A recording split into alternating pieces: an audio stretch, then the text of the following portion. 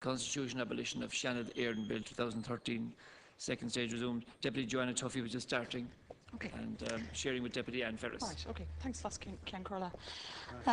Introducing this bill, the Taoiseach said that the truth is we have too many politicians in Ireland.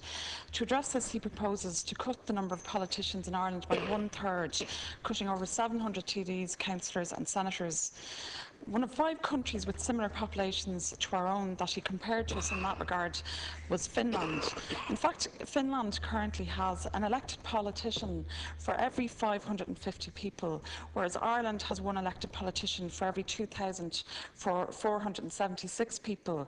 And in both cases, just to explain, I'm counting the total local and national politicians. After the Taoiseach's cuts, we will in Ireland have one elected politician for every 4,144 people and rising, because our population is increasing year on year. Ireland will then have 1/8 of the elected politicians of Finland. In other words, it's a nonsense to suggest that Ireland has too many politicians compared to countries such as Finland. Norway, too, was one of the 5 mentioned by the Taoiseach. Norway has 169 MPs for a population slightly higher than ours. However, it has 12,000 councillors. It has over 400 local councillors, and it has county councils, which are regional assemblies in reality, for its 19 regions.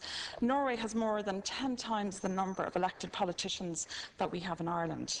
I could make similar comparisons with and points about the other countries the Taoiseach mentioned in his speech, Denmark, Slovakia and Croatia. Those and other countries have levels of representation at local and regional government that Ireland does not have, both in terms of the number of representatives and self-governing powers. Ireland is a most centralised democracy, and the Taoiseach is proposing, with his cuts at local and national level, to move even more power to the centre. With so few elected politicians in Ireland, politicians will be stretched to the limit in terms of their duties and their capacity to connect with voters, and that will make our political system less representative and less efficient, not more. When it comes to larger countries to whom Ireland is sometimes erroneously compared, some commentators have been arguing that Ireland has too many politicians, the assertion is equally false. If, for example, the UK, France, Germany and Italy have levels of government that Ireland doesn't have and could not have, including directly elected regional assemblies and provincial parliaments, like, for example, in Italy.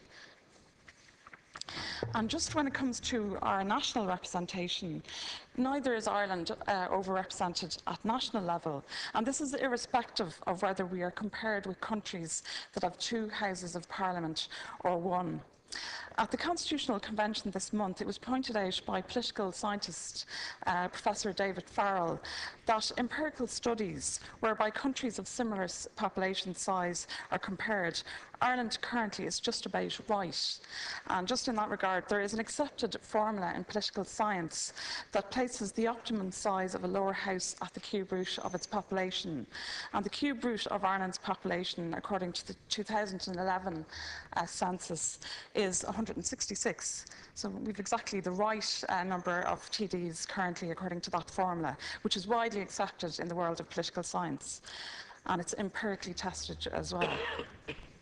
Interestingly, the convention was polled on whether the number of TDs should be changed, and the majority of convention members, citizens and Oireachtas members, said it shouldn't be changed, but that in the event that it was changed, the majority, or the most members, 48%, favoured increasing our number of TDs, or having more TDs than more than 159.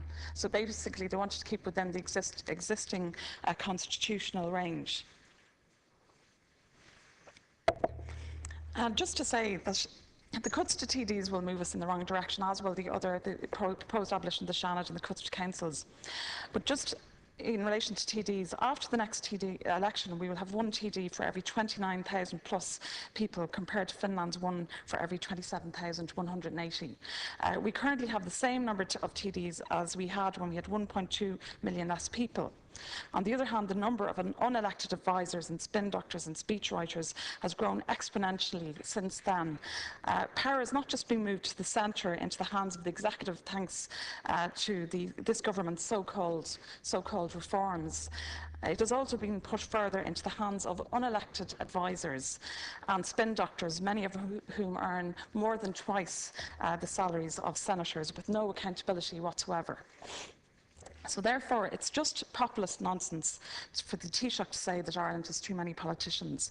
And the Taoiseach has also been anti-politics and anti-democratic when he makes that assertion, and he's contributing to the ongoing denigration of politics, which is good for none of us and is not good at all for our democracy. Now, another assertion made by the Taoiseach that I wanted to address was that he said there's been 10 reports published since 1938 in relation to Seanad reform, and he said yet not a single one published since 1938 has been implemented. Now, that's not true.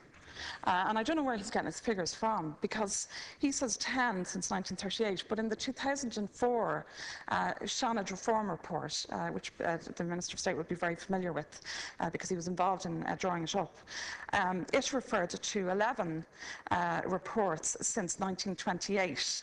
So the 2004 would have made 12. And just in relation to the assertion that those reports haven't been implemented, again, that's not borne out by the facts. And I would refer to a letter written published in the Irish Times recently, which reminded me of this, but a man called Joe Steins wrote a letter, and he said that he went through it, and he says the figure 12 is derived from the 2004 report. He said it lists 11 previous reports, and itself reforms the 12th. Of the 11 earlier reports, those of 1928, 1936, 1947 and 1953 were largely implemented, while those of 1937 and 1959 made almost no recommendations because the committee members disagreed. And the 1967 and 1996 reports were reviews of the entire constitution and obviously made recommendations in relation to the Dáil, which would not have been implemented. So the only report which is both specific to the Seanad and unimplemented was the Seanad's own report in 2004. That's the factual position. I mean, that's borne out by a former clerk of the Seanad, John McGowan Smith, wrote a book about the Seanad, and he goes through some of the reports that were implemented. There was amendments made to Articles 31, 32 and 33 of the Constitution in 1928 following a report of a committee of both houses, which included recommendations in relation to the Seanad. Delaying powers in relation to legislation in the Seanad were introduced at that time. In 1937, obviously, we had the new Seanad introduced. There's a report of the Joint Committee on the Seanad panel elections in 1947, and its recommendations were given effect to in the Seanad Electoral Panel Members Act of 1947, with further modifications made in the Act of 1954 and also in the Act of 1972. And they formed the basis of the election to the Seanad. That's two key assertions the Taoiseach made in his speech, and they're both incorrect. Now, then the Taoiseach went on to say, he said, no Parliament would abolish a House of Parliament simply to reduce the number of politicians, and that he was in favour of abolition because the Seanad, has not worked. Now, he made no backup of this assertion. There was no in-depth analysis, unlike our Minister Brendan Howlin, who had put in some thought into the thing, the Minister made no analysis about the benefits or otherwise of bicameralism versus universalism. And he doesn't appear to have any grasp of the purpose of the Seanad in our democracy. And, I would just say as well that, I feel that the Taoiseach, to be so flippant about the Seanad, he's just been caught up, I would feel, or I have the impression that he's caught up so much in the presidential style of leadership, which is totally destroying our Parliament in terms of its accountability, and which is the media laps up to the detriment of all the other members of this and the Seanad, that he doesn't even grasp the purpose of the Seanad. And I mean, the purpose of the Seanad is actually, and I mean, Deputy Hayes, or Minister Hayes, served in it with me, but the whole purpose of the Seanad is to slow down the passing of legislation and to ensure that that more controversial aspects of the legislation have time to come into the public domain. And I mean, that is very important. That in itself, the mere existence of the Seanad is a deterrent on the government introducing draconian legislation. And I know that Deputy Boyd Barrett said there about the Offence Against the State Act, which we just discussed, is draconian. But I can tell you, if we didn't have a Seanad, it might be a lot more draconian, because having a Seanad, it has to go next to the Seanad, and it means that it gets discussed in both houses.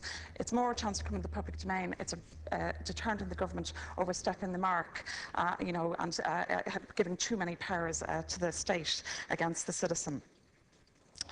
I mean, legislation, the other purpose is obviously to improve legislation, allow time for spotting of flaws. There have been, legislation has been introduced by senators over the years, and I can give a few examples of that.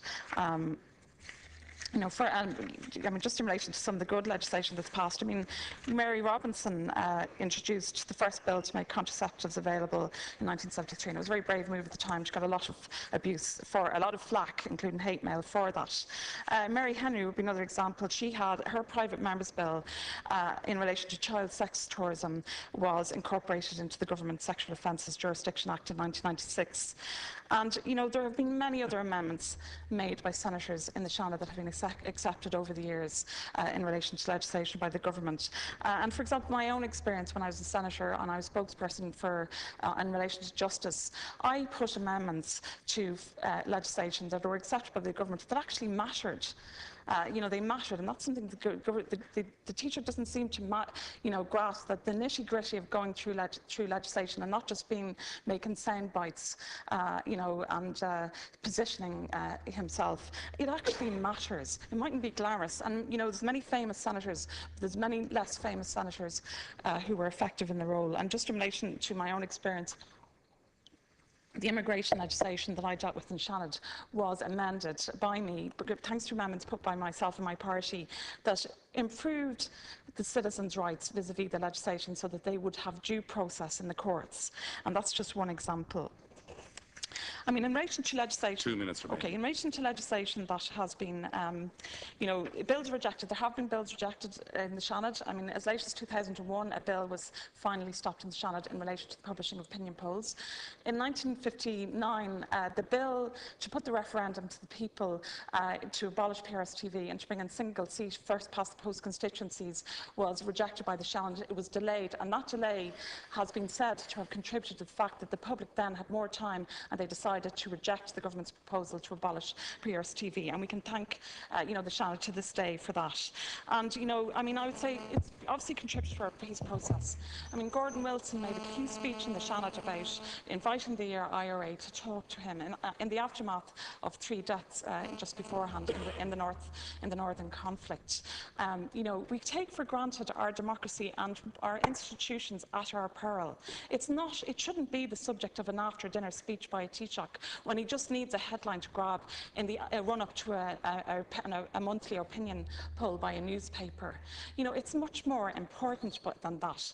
We have a stable democracy. We've never had a fascist party come to power. We've had a peace process. Many people in both houses have contributed to that.